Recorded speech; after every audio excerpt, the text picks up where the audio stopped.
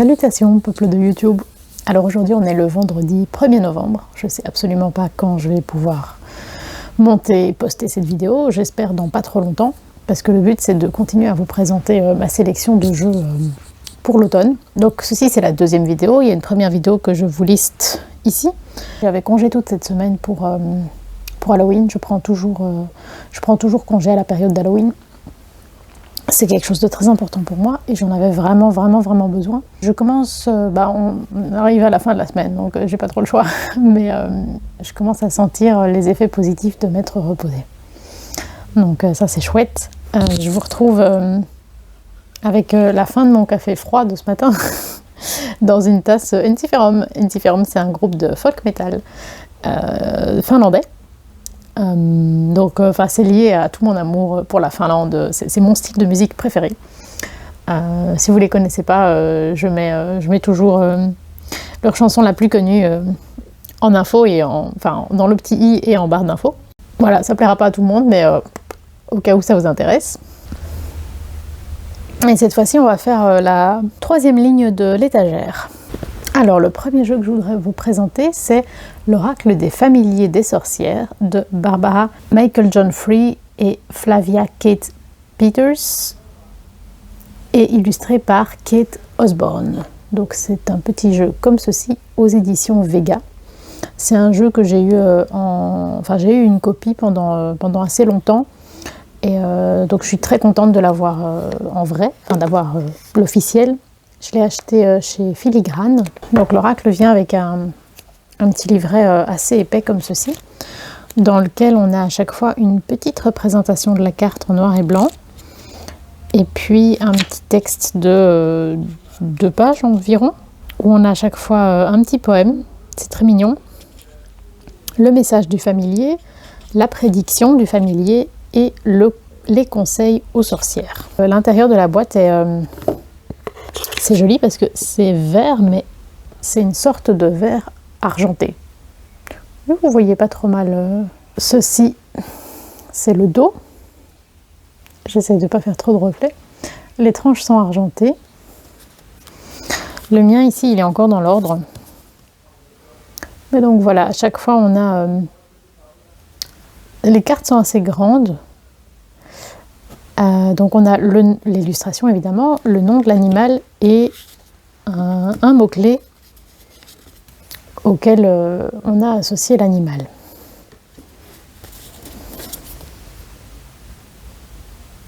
Bon, il n'y a pas que des animaux, si c'est le règne animal, mais il y a aussi des créatures du petit peuple.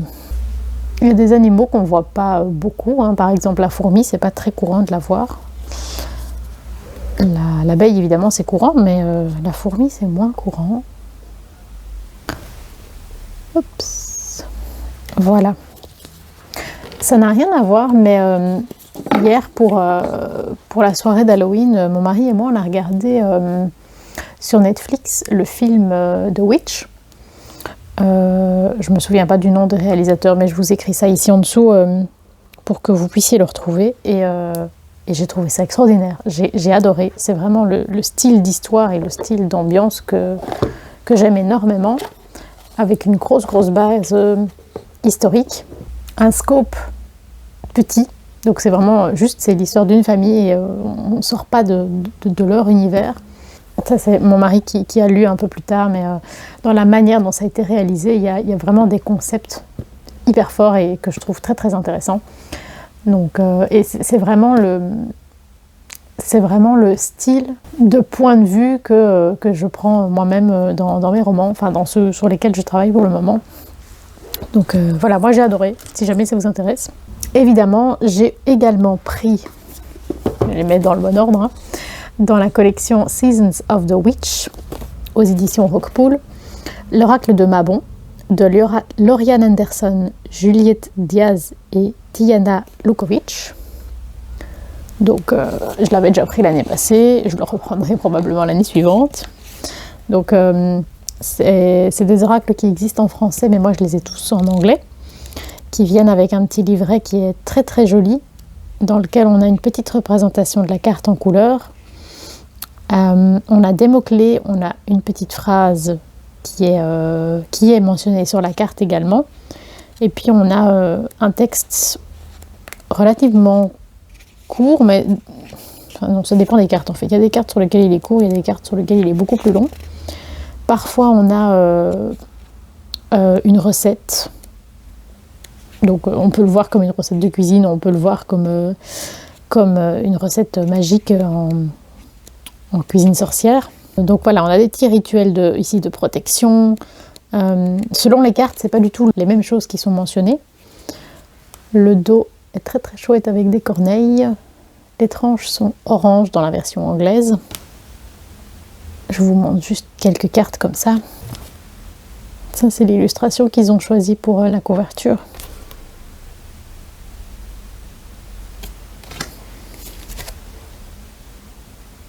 C'est mignon, hein? Je les trouve humbles, ces oracles. Mais du coup, très puissants.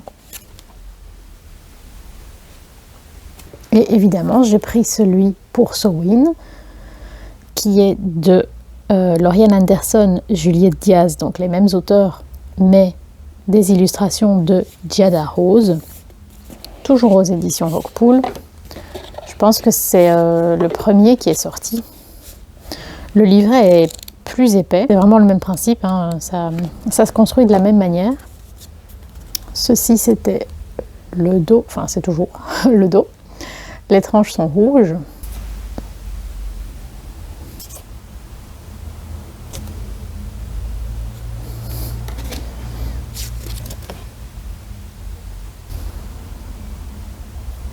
Comme je le dis à chaque fois, c'est des oracles pour lesquels l'interprétation des cartes est très riche. Donc c'est pas le type d'oracle pour lequel je vais tirer un grand nombre de cartes. Une ou deux cartes et prendre le temps de réfléchir à la signification. Comme je vous ai dit dans une des autres vidéos, j'ai sorti tous les jeux qui avaient un rapport avec les champignons. Je pense pas que je les ai tous, mais voilà, quand j'en croise, je les prends, puisque à la base, je suis mycologue. J'ai étudié la biologie et j'ai fait mon mémoire et ma tentative de doctorat en mycologie. Donc forcément, c'est un sujet qui me plaît beaucoup. Ce jeu-ci, je l'ai eu sur Amazon. C'est le Mushroom Spotter's Deck, A Field Guide to Fungi and Their Age-Old Wisdom, donc de Megan Lincott. Donc ça se présente comme ceci. C'est aux éditions Chronicle Books. Évidemment, c'est un jeu en anglais, vous l'aurez compris. C'est joli parce que l'arrière de la boîte, c'est comme si c'était du bois, donc soit un arbre, soit un meuble. Parce qu'on a aussi une sorte de petite lichette. En Belgique, on dit lichette, mais je ne suis pas sûre qu'en France, on dise ça. Pour tirer le tiroir, en fait. Hein. On a un tout petit guide de quelques pages qui est très très mignon. Ce qui est chouette, c'est que on vous explique aussi un peu l'anatomie du champignon. Il y a plein d'informations sur le vocabulaire, comment utiliser les cartes. Et donc, il n'y a pas de dos. C'est-à-dire que d'un côté, vous avez l'illustration et de l'autre côté, vous avez les informations. Et les tranches sont neutres. Ici, le jeu est toujours dans l'ordre. Je vais vous montrer quelques cartes au hasard. C'est des illustrations très très mignonnes, hein. Elles ne sont pas spécialement super réalistes. J'adore ce champi. C'est un champi qui est connu pour ressembler à des doigts qui sortent de terre. Donc il ne ressemble pas toujours exactement à ça, mais il y a certaines configurations dans lesquelles il a vraiment ce look-là, donc ça m'éclate. Donc c'est des illustrations assez douces.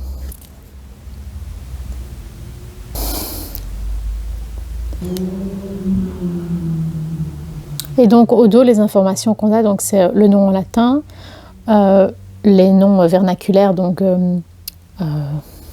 du grand public, du langage commun, en anglais évidemment, la catégorie, donc en gros la famille, on peut dire ça comme ça, le type trophique, donc c'est-à-dire la manière dont il va l'interaction qu'il va avoir avec les arbres, donc si c'est une mycorhize, un parasite, un saprophyte. Et ensuite on a son habitat, donc le type d'endroit où on peut le trouver. Et puis une petite description, et alors une petite phrase, plutôt une sorte de guidance. Plus que de la divination. Les champis, ça m'éclate.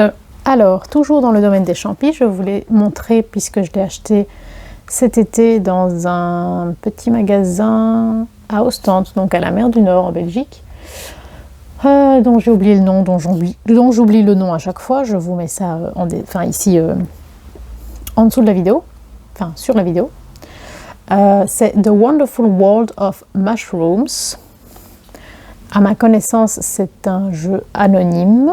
La maison d'édition, c'est Gift Republic. Donc c'est un jeu qui vient, il n'y a pas de livret. Donc l'intérieur de la boîte est mignon. Il n'y a pas de livret. Selon les cartes, il y a un dos qui est comme ceci, ou pas de dos sur les cartes champis sur lesquelles vous avez une photo d'un côté et des détails techniques de l'autre. Les tranches sont neutres. Donc vous avez plusieurs catégories. Il y a les cartes d'information générale sur les champignons et puis les cartes d'espèces. Je vous montre juste quelques cartes comme ça. Ça par exemple c'est une carte d'information générale et puis ça c'est une carte de champignons.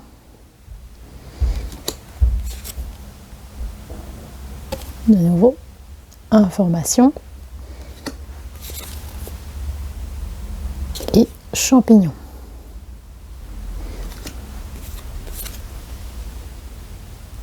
Voilà.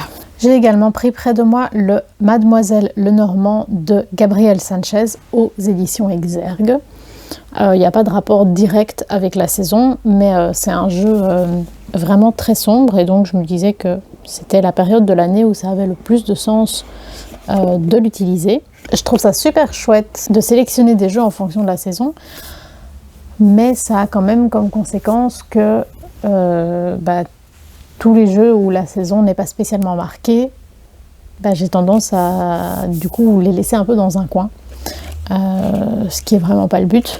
Donc voilà, je pense que cette technique a un peu ses limites, et donc en fonction des années, je vais essayer de temps en temps aussi refavoriser des jeux qui ont pas de saison marquée, même dans ma sélection de l'année, enfin de la saison, parce que sinon je les utilise jamais.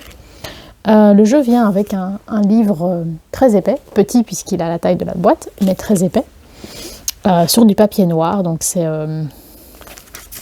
magnifique, enfin, moi ça me parle énormément. Par contre, il a l'air assez fragile. Ouh, il est tout neuf, je ne l'avais jamais utilisé. Donc faites doucement avec votre livre. Pour chaque carte, on a une grande représentation de la carte en couleur, des mots-clés et une description de ce qu'indique la carte. Et puis on a l'association de la carte avec chacune des autres cartes. Donc il y a énormément d'informations. C'est peut-être pas spécialement ce que je préfère dans le sens où ça appelle à uniquement se référer au livret et à pas beaucoup faire travailler son imagination et son intuition. Mais en même temps, je sais que j'utilise le Lenormand d'une manière un peu bizarre, donc je peux comprendre que ça ne me corresponde pas vraiment. Et est-ce qu'on a d'autres choses? On a des méthodes de tirage, des tirages positionnels en fait aussi. Donc je suis pas la seule à faire ça avec le Lenormand, c'est pas si bizarre. Le jeu vient dans un pochon doré. C'est des grandes cartes pour un Lenormand.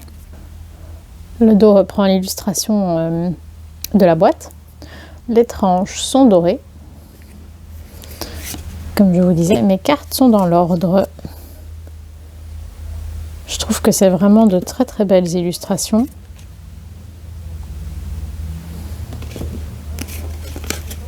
Celle-là, elle est magnifique, je trouve. Les nuages.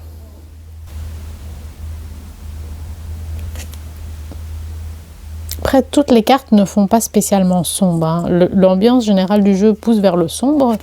Mais par exemple, ici, le chien, la carte est assez lumineuse. Hop. Est-ce que je peux vous montrer? Oh, comme elle est mignonne. En toute objectivité, bien sûr. J'ai 2 souris en convalescence pour le moment à la maison.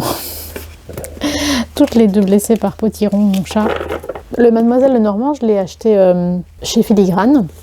Et le Solitary Witch de Lucy Cavendish et Lady Victoria, je l'ai acheté sur Amazon et j'ai eu un mal fou à l'avoir parce que ils l'ont annulé plusieurs fois. Enfin, ça me paraissait super compliqué de l'avoir. Et en fait, au fur et à mesure, j'ai vu que sur YouTube, tout le monde l'avait. Donc, je me suis dit, enfin, c'est quoi le problème?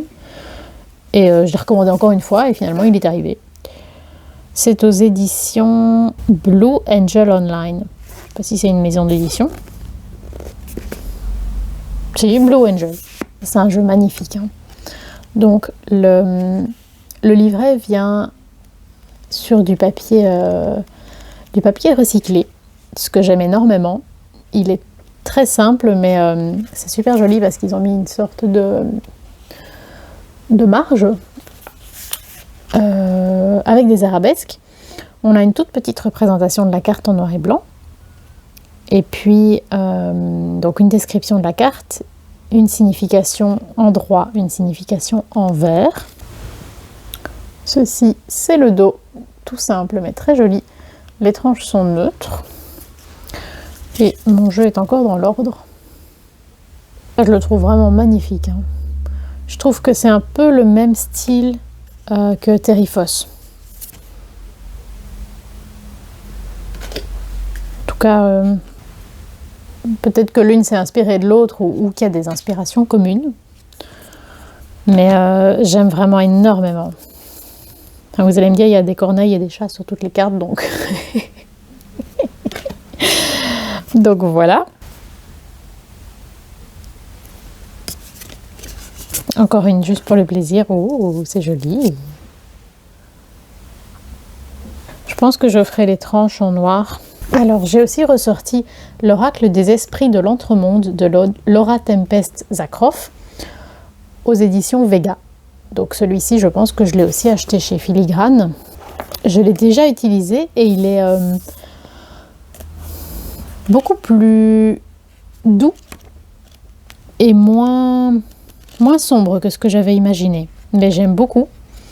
Donc dans le livret est super joli parce qu'on a à chaque fois donc on a une grande représentation de la carte en couleur et sur chaque page on a un dégradé de différentes couleurs sur le texte. Donc ouais, je trouve ça super joli, c'est le genre de truc que j'adore. Les cartes arrivent dans un petit pochon en coton turquoise. Le dos est comme ceci, donc il n'est pas réversible, mais c'est quand même relativement subtil. Les tranches sont argentées. Ce sont des grandes cartes. Et c'est des illustrations un peu... Le mot qui me vient, c'est maladroite. Mais ouais, je trouve ça très touchant en fait.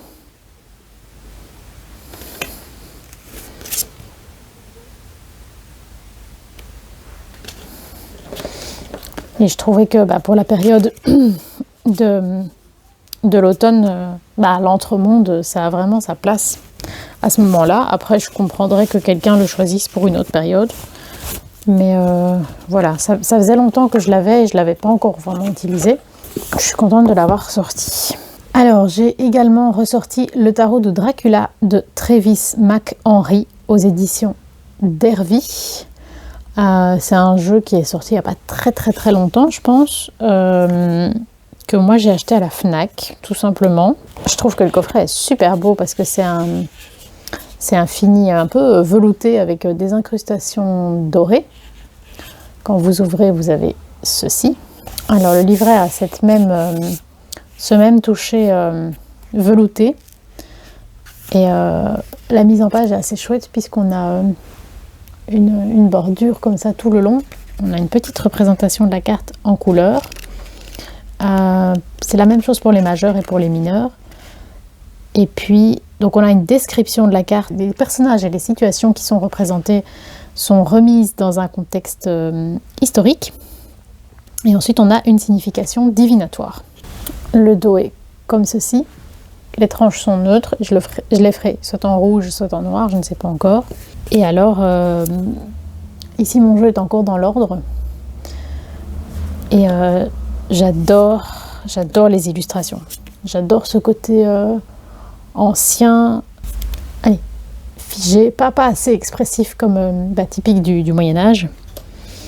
Et donc sur chaque carte, on a le même pourtour que dans le livret. On a en haut le numéro de la carte, le nom de l'arcane et puis une petite phrase, un petit mot qui explique la situation historique ou qui explique qui est représenté. Voilà, c'est clairement un tarot qui va pas plaire à tout le monde, mais moi c'est mon kiff par contre. J'ai plusieurs cartes avec des erreurs d'impression. Ça me dérange pas plus que ça, hein, ce genre de truc. Ça rend mon jeu un peu unique, donc moi je vais pas me plaindre pour ça. Et les bâtons, ce sont des pieux.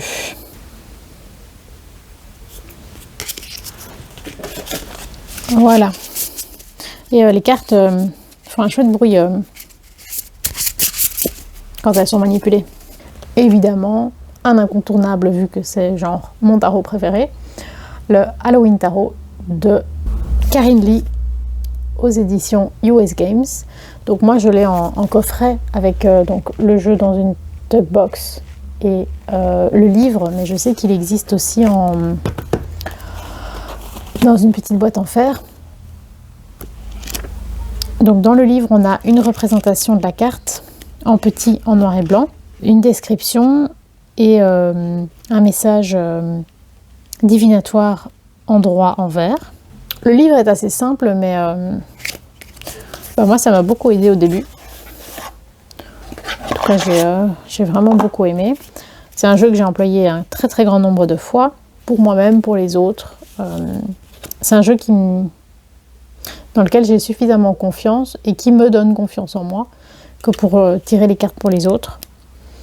Dans la boîte en carton souple, on a aussi un mini livret blanc. Mais voilà, pour chaque arcane, on a juste quelques mots-clés, enfin, quelques petites phrases. Il est très connu, hein, le dos, les tranches sont blanches.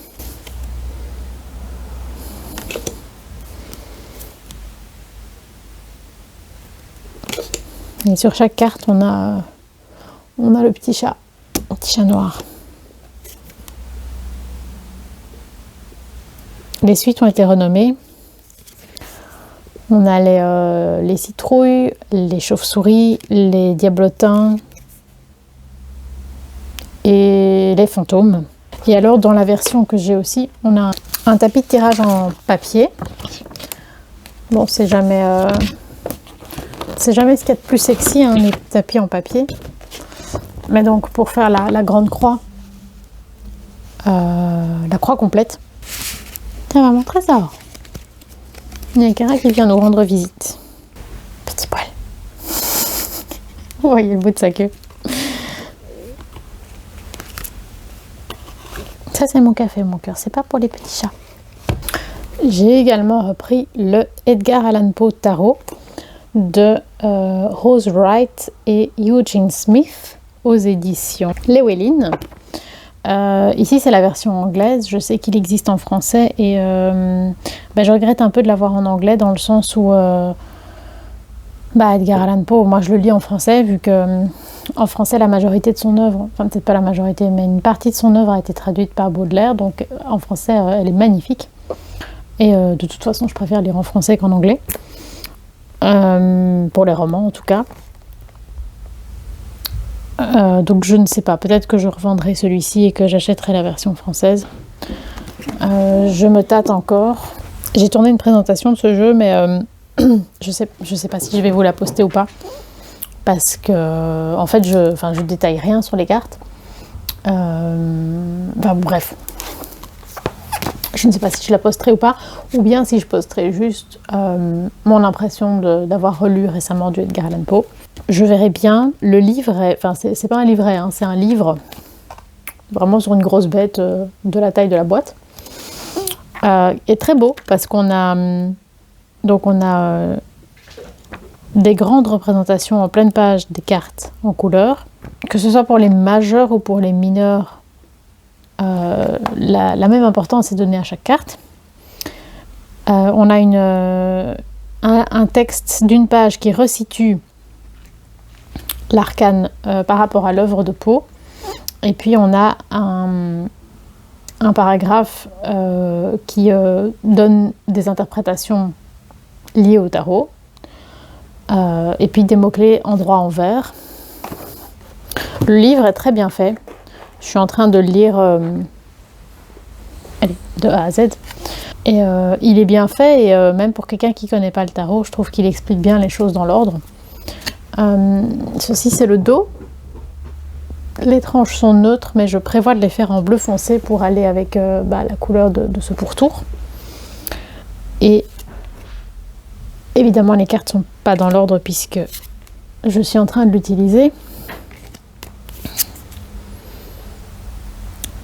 Le jeu est assez surprenant quand même. J'aime bien les dessins, mais je crois que c'est au niveau de la manière de le choix des couleurs. C'est peut-être un poil trop lumineux. Je trouve que ça donne pas complètement l'ambiance que ça essaye de donner. Ça dépend des cartes. Celle-ci, par exemple, a une très chouette ambiance. Mais celle-ci, je pense qu'il pourrait y avoir plus d'ambiance avec d'autres couleurs.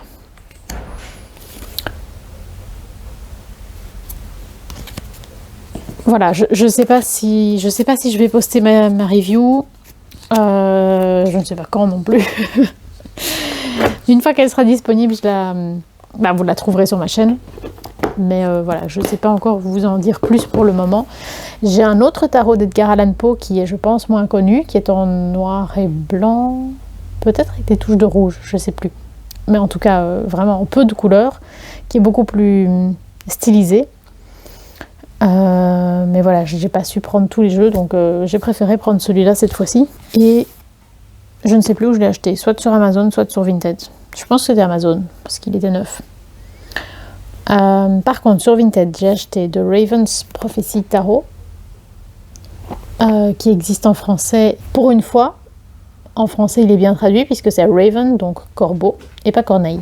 De Maggie Stiefvater, aux éditions Llewellyn. Oui, c'est vraiment dans les tout premiers tarots que j'ai achetés. Si j'ai acheté 5 tarots au tout début, il était dedans, quoi.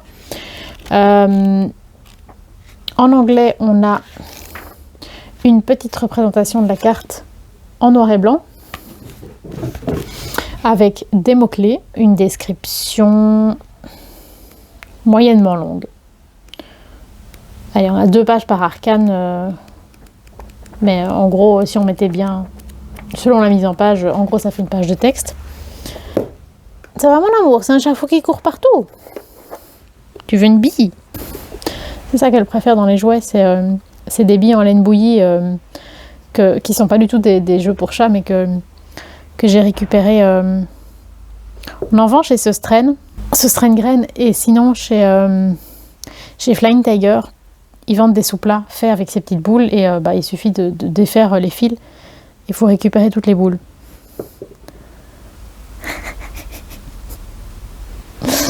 Et il faut faire gaffe par contre, parce qu'il y a des chats qui arrachent les petits bouts de laine de cette matière pour les manger. Donc, avant de donner à votre chat, vérifiez qu'il ne fait pas n'importe quoi. Par exemple, l'un des chats de mon frère, elle les mange, donc il ne faut pas lui donner. Donc le dos est comme ceci, très très simple, très stylisé, j'aime beaucoup. Les tranches sont neutres. À mon avis, je les ferai en noir ou peut-être en orange. À mon avis, ça donnera mieux en noir. Et voici les cartes. On a un grand bord orange, mais je trouve que ça va encore assez bien dans l'ambiance du jeu. C'est assez simple comme illustration, enfin assez stylisé. Mais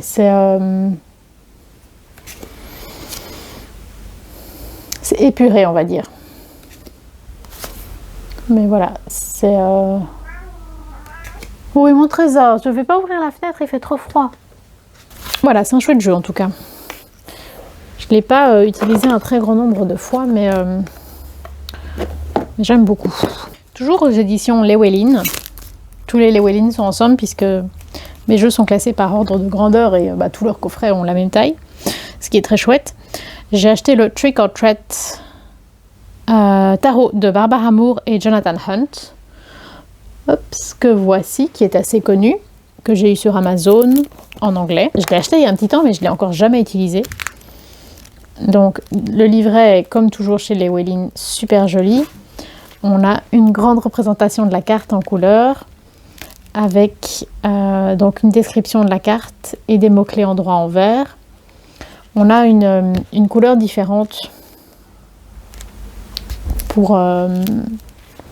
donc pour les majeurs, le papier est un dégradé de jaune. Et puis selon les suites, on a du rouge pour les bâtons, du bleu pour les coupes, du violet pour les épées et du vert pour les deniers. Ça va mon amour, tu restes près de moi, petit cœur toutou. Tu me tiens compagnie mon cœur. Le dos est comme ceci. Les tranches sont neutres, à mon avis je les ferai en violet. Je vous dis, il est encore dans l'ordre parce que je m'en suis pas servi. Je l'avais acheté, je pense, l'année passée. Et puis, j'ai pas eu l'occasion de l'utiliser. Et je suis contente de le ressortir cette fois-ci.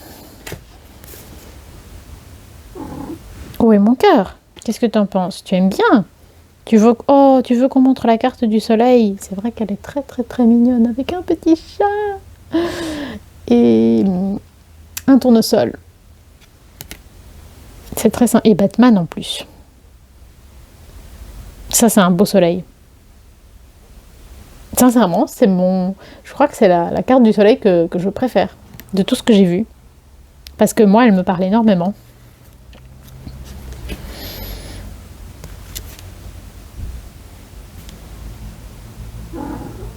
T'aimes bien celle-là aussi? Le 9 de bâton. Elle me parle moins, moi. Mais tu fais mieux à toutes les cartes, mon cœur.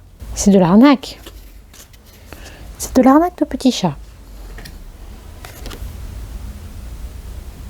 Je sais pas si vous l'entendez faire miou miou. Voilà. Je le dis dans toutes les vidéos, mais s'il y a un jeu que vous avez envie de voir présenté en détail, dites-le moi et ce sera un plaisir parce que c'est aussi une occasion de se dire allez, je me concentre sur tel jeu pour le découvrir plus en détail. Ah mon amour! Alors, j'ai également ressorti le Soul Cats Tarot de Lisa Robertson et Adam Oehlers, je sais pas comment on prononce son nom, toujours chez Llewellyn. Il est sorti en français il n'y a pas très très longtemps et il s'appelle, je pense, le tarot spirituel des chats. Adam Oehlers, c'est l'artiste qui illustre les jeux aussi de... Comment s'appelle-t-elle? Stephanie Burrows, je crois, donc le Okashentorn Tarot, le Heartwood Tarot, enfin bon, les jeux magnifiques qu'on connaît tous. On est toujours chez Llewellyn, donc on a toujours dans le livret des couleurs différentes pour chaque suite, une grande représentation de la carte en couleurs. On a une sorte de petit poème pour introduire chaque carte, et puis un petit texte de guidance et un petit texte de protection. J'adore les illustrations de cet artiste. C'est quand quelque chose me touche vraiment, en général, je dis que c'est fait dans la même matière que mon cœur. Je dis ça souvent pour la musique. Mais dans son cas, c'est vrai pour les illustrations. Vous savez, parce que c'est l'idée que, par exemple, pour un diamant, il n'y a qu'un diamant lui-même qui peut le casser, le toucher, changer sa matière. Et ben c'est la même chose pour cet artiste. Ceci, c'est le dos. Les tranches sont neutres.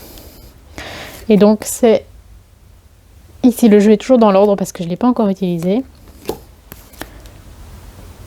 C'est vraiment... Enfin, j'adore. Je trouve ça magnifique. Bah, à chaque carte, je me dis, oh, celle-là, je vais la montrer quand même si je montre les cartes dans l'ordre. Ça me parle trop. Bon, évidemment, un jeu sur les chats, forcément, ça me parle. Mais oui, il y a une sensibilité, une douceur dans la manière dont il choisit de représenter les choses, le dessin, les couleurs, c'est ouf, ça me bouleverse.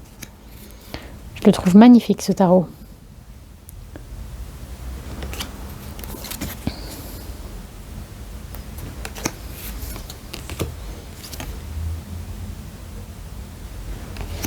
Et je voulais au moins avoir un jeu sur les chats près de moi ici pour l'automne parce que c'est quand même la saison du confort à la maison, hein, donc ça a vraiment son sens. Et voilà, mon choix s'est porté sur celui-ci parce que je l'ai déjà depuis un petit temps et que je l'avais toujours pas utilisé. Donc j'avais vraiment envie de le découvrir. Après le défi c'est aussi de prendre le temps de découvrir toutes ces merveilles. Alors, j'ai également ressorti Les Lames de l'âme. Donc, c'est un tarot de Justine Darmon aux éditions Brussière. Je crois que celui-ci, je l'ai eu sur Vinted. Si je me souviens bien. Et je l'ai pris parce que il est quand même très très sombre, hein, très dans l'introversion. Par contre, le livret... il est grand en taille, mais il est tout fin. Cara me fixe. On a une toute petite représentation en noir et blanc des cartes. On a le personnage de l'arcane qui parle à la première personne sur quelques phrases, puis des mots-clés en droit en vert. On n'a même pas de représentation des mineurs, juste des mots-clés en droit en vert. Et pour les personnages de cours, même chose, mais avec une mini-représentation. Alors, les cartes font un chouette bruit, elles sont très chouettes à manipuler. Le dos est comme ceci. Les tranches sont dorées, un doré assez doux, assez froid.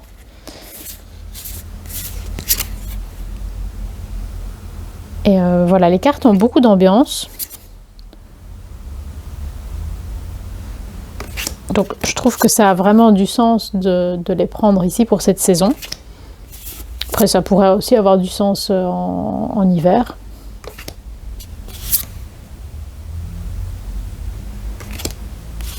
Je le vois pas beaucoup, ce tarot. Je pense que je l'avais découvert sur une chaîne. Je me souviens pas du tout laquelle, j'en suis navrée. Ouais, je le vois pas beaucoup passer. Après, aujourd'hui, il y a tellement de jeux que tout le monde est un peu dépassé, je pense. Pour terminer cette vidéo, voici le Shadowlands Tarot de Monika Bodirski aux éditions je sais pas quoi, wait for it, aux éditions Red Feather, donc Plume Rouge. C'est un tarot que j'ai acheté, je pense que je l'ai acheté sur Vinted. Il y a un tarot et un Lenormand de la même personne et sur le même thème. J'ai pas pris le Lenormand dans ma sélection cette fois-ci parce que j'ai dû faire un choix et je peux pas tout prendre. Je pense qu'il y en a un que j'ai acheté sur Vinted, il y en a un que j'ai acheté sur Amazon, mais je me souviens plus lequel vient d'où. Le livre est tout en papier glacé. La même importance est donnée aux majeurs et aux mineurs. On a une petite représentation de la carte en couleur avec une très courte description des mots-clés, l'ombre, le message et des questions. Le dos est comme ceci. Les tranches sont dorées, un doré doux. Et je vous montre juste quelques cartes comme ça. C'est un jeu un peu décalé, un peu dans l'ambiance Burton, mais peut-être un peu plus coloré que ce qu'on voit habituellement chez Burton, encore que. Un peu étrange, un peu dérangeant, qui moi me parle beaucoup.